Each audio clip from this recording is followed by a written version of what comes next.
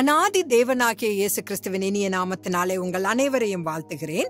இன்று பழைய மற்றும் புதிய ஏற்பாடுகளில் 120 என்ற எண்ணிக்கையை குறித்து நாம் தியானிக்கலாம். சோதோம் கொமோராவை குறித்து ஆபிரகாம் கர்த்தரிடத்தில் வேண்டுகோள் வைத்த போது, கர்த்தருக்கு முன்பாக 10 பேர் நீதிமான்களாக இருந்தால் கூட அதை அழிக்க போவதில்லை என்று தேவன் கூறினார்.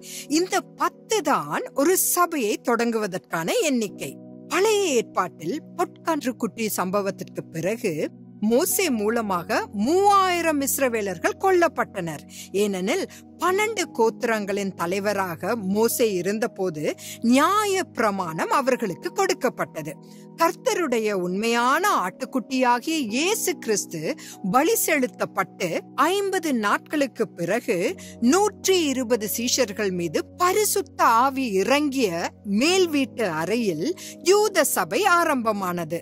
அப்போஸ்தலர் 2வது அதிகாரம் 1-4 வசனம். 12 சீடர்களும் 10 பேரும் பெருக்கினால் 120 நமக்கு அளிக்கிறது. இது உடன்படிக்கை பெட்டி தேவாலயத்திற்குள் கொண்டு வரப்பட்ட போது இருக்கும் 120 ஆசாரியர்களுடன் பொருந்துகிறது. 2 நாளாகமும் 5வது அதிகாரம் 7-12 வசனங்கள். பிரமாணம் வழங்கப்பட்ட போது 3000 பேர் வனாந்திரத்தில் கீழ்ப்படியாமையினால் இறந்தனர் என்பதை நாம் அறிவோம்.